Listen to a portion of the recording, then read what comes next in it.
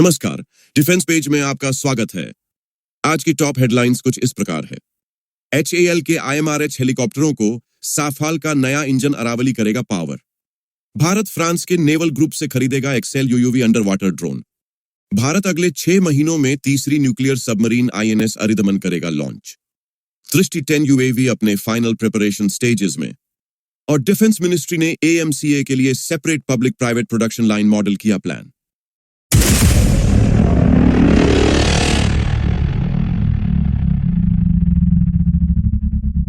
Headline number 1। Hindustan Aeronautics Limited, जिसे HAL के नाम से जाना जाता है, ने एक महत्वपूर्ण कदम उठाया है। उन्होंने फ्रेंच कंपनी सफल के साथ मिलकर एक नए हेलीकॉप्टर इंजन के विकास के लिए समझौता किया है। इस इंजन का नाम अरावली रखा गया है, जो भारत की प्रसिद्ध पर्वत श्रृंखला से इंस्पायर्ड है। यह इंजन भारतीय मल्टी रोल हेलीकॉप्टर और उसके नेवल वर्जन के लिए बनाया जा रहा है। यह कदम भारत के एरोस्पेस और डिफेंस सेक्टर में सेल्फ रिलायंस की दिशा में एक बड़ा कदम है। HAL के प्रमुख CB अनंत कृष्णन ने इस साझेदारी को महत्वपूर्ण बताया है। ये नए हेलीकॉप्टर कई तरह के कार्य कर सकेंगे। इनमें सोल्जर्स का transport, invasion operations, air maintenance and anti submarine warfare शामिल हैं। इन हेलीकॉप्टरों को विभिन्न प्रकार के चैलेंजिंग एनवायरनमेंट में काम करने के लिए डिजाइन किया जाएगा। इन हेलीकॉप्टरों का बाजार काफी बड़ा हो सकता है। ये रूसी Mi-17 हेलीकॉप्टरों से प्रतिस्पर्धा करेंगे, जो दुनिया भर में लगभग 40 एयर फोर्सेस द्वारा उपयोग किए जाते हैं। भविष्य में इन हेलीकॉप्टरों का उपयोग नागरिक क्षेत्र में भी किया जा सकता है। यह प्रोजेक्ट HAL और सफरान के बीच 25 वर्षों की पार्टनरशिप का परिणाम है। दोनों कंपनियां मिलकर कटिंग एज टेक्नोलॉजीज पर काम करेंगी। इससे हेलीकॉप्टर का परफॉर्मेंस, रिलायबिलिटी एंड एफिशिएंसी बेहतर होगी। पिछले साल प्रधानमंत्री नरेंद्र मोदी ने कर्नाटक में देश की सबसे बड़ी हेलीकॉप्टर मैन्युफैक्चरिंग फैसिलिटी का उद्घाटन किया था। यह फैक्ट्री इन नए हेलीकॉप्टरों का उत्पादन करेगी। HAL का प्लान अगले 20 वर्षों में 1000 से अधिक हेलीकॉप्टर बनाने की है। हालांकि HAL कुछ चुनौतियों का सामना भी कर रहा है। तेजस फाइटर जेट प्रोग्राम में देरी हो रही है। कंपनी नए ऑर्डर की प्रतीक्षा कर रही है और एक्सपोर्ट बढ़ाने की कोशिश कर रही है। इसके साथ ही कंपनी में लीडरशिप चेंज भी होने वाला है। Headline number 2। समुद्र की गहराइयों में छिपे रहस्यों को उजागर करने वाली कटिंग एज टेक्नोलॉजी का एक नया युग आ रहा है। हाल ही में इंडियन ऑफिशियल्स ने फ्रांस के लैगुब्रान में नेवल ग्रुप की सुविधा का दौरा किया, जहां उन्होंने अनमैन्ड अंडर वाटर व्हीकल यानी UUV टेक्नोलॉजी की पावर को करीब से देखा।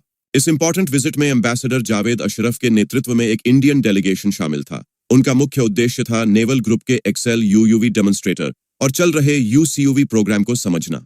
यह सिस्टम नेवल ऑपरेशंस में एक नया चैप्टर लिखने की क्षमता रखती है। एक्सेल UUV, जो एक combat oriented unmanned under water vehicle है, ने अपनी एक्स्ट्रॉर्डिनरी एबिलिटीज का प्रदर्शन किया। यह vehicle surveillance, reconnaissance and intelligence gathering जैसे महत्वपूर्ण कार्यों को अंजाम दे सकता है। इसकी टेक्निकल फीचर्स इसे मैरिटाइम सिक्योरिटी के लिए एक वैल्यूएबल प्रॉपर्टी बनाती हैं।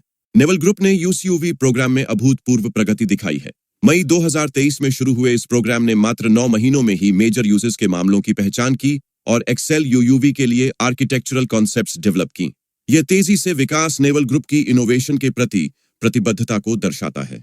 इस विजिट ने UUV टेक्नोलॉजी के क्षेत्र में नेवल ग्रुप और भारत के बीच संभावित सहयोग के द्वार खोल दिए हैं। भारत अपनी नेवी का मॉडर्नाइजेशन कर रहा है और इस संदर्भ में एक्सेल UUV और UCUV टेक्नोलॉजी भारत की मैरीटाइम कैपेबिलिटीज को नई ऊंचाइयों तक ले जा सकती है। यह कोलैबोरेशन भारत को अपनी मैरीटाइम बाउंड्रीज की सुरक्षा बढ़ाने, ऑफशोर रिसोर्सेज की रक्षा करने और रीजनल मैरीटाइम चैलेंजेस का सामना करने में मदद कर सकता है। नेवल ग्रुप की विशेषज्ञता और भारत की बढ़ती मैरीटाइम एम्बिशंस का यह मेल एक नए युग की शुरुआत का संकेत दे रहा है, जहां टेक्नोलॉजी एंड स्ट्रैटेजी मिलकर समुद्र की गहराइयों में नए अवसर खोजेंगी। Headline number 3। भारत अपनी नेवल कैपेबिलिटीज में एक नया चैप्टर लिखने के लिए तैयार है। आइए जानते हैं कैसे देश की तीसरी न्यूक्लियर एनर्जी से चलने वाली ballistic missile submarine INS Aridhaman Bharat की नेवल पावर को नई हाइट्स पर ले जाने वाली है। INS अरिधमान, जो वर्तमान में टेस्टिंग फेज में है, अगले वर्ष की शुरुआत में सर्विस में शामिल होने की उम्मीद है। यह सबमरीन अपने प्रेडिसेसर्स INS अरिहंत और INS अरिघाट से थोड़ी बड़ी है, जिससे यह अधिक संख्या में लॉन्ग रेंज की न्यूक्लियर केपेबल मिसाइलों को ले जाने में सक्षम होगी। INS अरिघाट, जिसे हाल ही में स्ट्रेटेजिक फोर्सेज कमांड में शामिल किया गया है, 3000 किलोमीटर से अधिक की फायर पावर के 4 मिसाइलों को ले जाने में केपेबल है। यह रेंज INS अरिहंत की 750 किलोमीटर रेंज वाली के 15 मिसाइलों से काफी बेहतर है। इन न्यूक्लियर एनर्जी से चलने वाली बैलिस्टिक मिसाइल सबमरीन्स का महत्व अत्यधिक है। ये लंबे समय तक पानी के नीचे रह सकती हैं और दूसरे हमले की क्षमता प्रदान करती हैं, जो किसी भी संभावित विरोधी को पहला हमला करने से रोकती हैं। INS अरिघाट का कमीशन एक इंपॉर्टेंट प्रोग्राम था, जिसमें डिफेंस मिनिस्टर राजनाथ सिंह सहित कई सीनियर ऑफिसर्स ने भाग लिया। 6000 टन डिस्प्लेसमेंट और 4 मिसाइल साइलो वाली यह सबमरीन भारत के न्यूक्लियर ट्रायंगल को मजबूत करने में इंपॉर्टेंट रोल निभाएगी। भारत की महत्वाकांक्षाएं यही नहीं रुकती। देश 13,500 टन के बड़े SSBN और 6,000 टन के 2 हंटर किलर SSN के इंडिजिनस मैन्युफैक्चरिंग के प्लान पर काम कर रहा है। ये सभी डेवलपमेंट भारत की बढ़ती नेवल कैपेबिलिटीज और एक कॉम्प्लेक्स जियोपॉलिटिकल लैंडस्केप में क्रेडिबल न्यूक्लियर डिटरेंट बनाए रखने की प्रतिबद्धता को दर्शाते हैं। INS अरिधमान का आगमन न केवल भारत की डिफेंस कैपेबिलिटीज को बढ़ाएगा, बल्कि क्षेत्र में स्ट्रेटेजिक बैलेंस एंड पीस स्थापित करने में भी महत्वपूर्ण भूमिका निभाएगा। और अगर आप यहां तक वीडियो देख चुके हैं, तो कृपया इस वीडियो को लाइक और चैनल को सब्सक्राइब जरूर करें। Headline number 4। इंडियन आर्मी की मॉनिटरिंग कैपेबिलिटीज में एक बड़ा उछाल आने वाला है। अडानी डिफेंस द्वारा निर्मित दृष्टि 10 स्टारलाइनर ड्रोन अब डिप्लॉयमेंट के लिए तैयार हैं। हाल ही में सामने आई तस्वीरों से पता चलता है कि ये एडवांस्ड ड्रोन अपनी फाइनल प्रिपरेशन स्टेज में हैं। यह संकेत है कि जल्द ही इन्हें इंडियन आर्मी को सौंप दिया जाएगा। दृष्टि 10 स्टारलाइनर, जिसे IA-901 भी कहा जाता है, की डिलीवरी ओरिजिनली मई में होनी थी, लेकिन कुछ अनस्पेसिफाइड रीजन से इसमें देरी हुई। अब जब ये ड्रोन तैयार हैं, इन्हें भटिंडा बेस पर तैनात किया जाएगा। यहां से ये पाकिस्तान के साथ लगी सेंसिटिव वेस्टर्न बॉर्डर पर नजर रखेंगे। इंडियन आर्मी ने इमरजेंसी प्रोविजंस के तहत 2 दृष्टि 10 स्टारलाइनर ड्रोन खरीदे हैं। ये इन ड्रोन के इंपॉर्टेंस को दर्शाता है। इन प्रोविजंस के अनुसार इन ड्रोन में कम से कम 60% इंडिजिनस कंटेंट होनी चाहिए।